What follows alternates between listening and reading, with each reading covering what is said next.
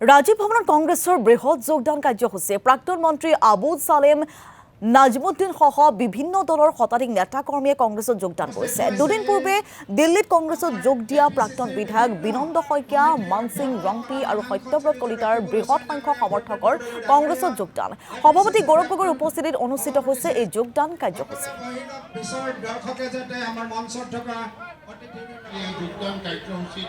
আৰু ইয়াৰ ৰাজীৱ ভৱনত কংগ্ৰেছৰ বৃহৎ যোগদান কাৰ্যসূচী আমি সেই দৃশ্য আপোনালোকক দেখুৱাইছোঁ। প্ৰাক্তন মন্ত্ৰী আবুল সালেম নাজমুদ্দিন সহ বিভিন্ন দলৰ শতাধিক নেতা কৰ্মীয়ে কংগ্ৰেছত যোগদান কৰে। দুদিন পূৰ্বে দিল্লীত কংগ্ৰেছত যোগ দিয়া প্ৰাক্তন বিধায়ক বিনন্দ শইকীয়া উপস্থিত আছে। সমান্তৰালভাৱে মানসিং ৰংপি আৰু সত্যব্ৰত কলিতাৰ বৃহৎ সংখ্যক সমৰ্থকৰ এয়া কংগ্ৰেছত যোগদান। সভাপতি গৌৰৱ গগৈৰ উপস্থিতিত অনুষ্ঠিত হয় এই যোগদান কাৰ্যসূচী আৰু শতাধিক নেতা কৰ্মীয়ে আজি যোগদান কৰিছে কংগ্ৰেছত। আৰু হিতশ্ৰী শইকীয়াৰ হাতত মই আজি সৰু এটা দৃষ্টান্ত যদি কম, দুৰ্জন কেনেকুৱা মানে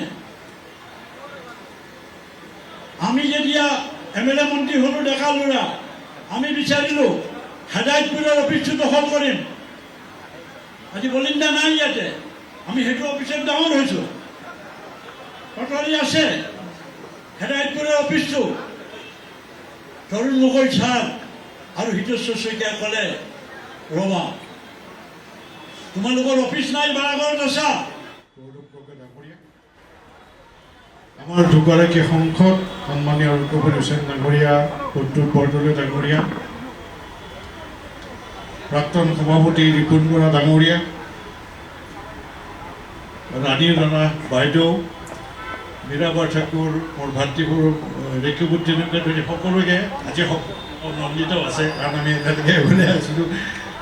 ৰিপুণ গগৈ ডাঙৰীয়া সকলোকে মোৰ তৰফৰ পৰা ধন্যবাদ জনাইছোঁ। আৰু ইয়াত সন্মুখত বহি থকাবিলাক মই এতিয়া কংগ্ৰেছ AJP এইবিলাক শব্দ আহিব, কিন্তু বেছিভাগ মানে মোৰ চিনাকিৰ শাৰীতে আছে। তাৰমানে AJP হ'লেও চাগে আগতে বহুত কংগ্ৰেছী মানুহক মই চিনি পাইছিলোঁ, আজি এইটো কথা অনুভৱ হৈছে। দীপেন্দাটো ঘৰৰ নিচিনা বহুত মানুহ তেনেকুৱা আছে। সেইকাৰণে প্ৰথমে আমাৰ মাধৱৰত বৈশী ডাঙৰীয়া আছে, বহুত দিনৰ পৰা তেখেতে কংগ্ৰেছত যোগদান কৰাৰ কাৰণে মোক কৈ আছিলে। ধন্যবাদ, আপোনাৰ কথাটো আজি উলিয়ালে। আৰু ইয়াত উপস্থিত থকা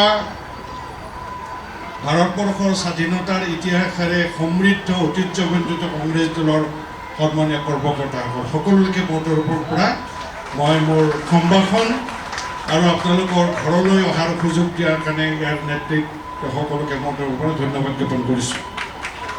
মই আজি ইয়াত বহু কথাই ক'ব পাৰোঁ, ইমান কথা নকওঁ, কাৰণ মই যিসকলে আজি ছ'চিয়েল মিডিয়াৰ যুগ, বাতৰি কাকতৰ যুগ, TV চেনেলৰ যুগ, মই বহু কথাই যিখিনি কথা মই আজি ইয়াৰ ৰাজীৱ ভৱনত ক'ব লাগে, এই কথাখিনি মই বহুদিন আগতে মই কৈ আহিছোঁ।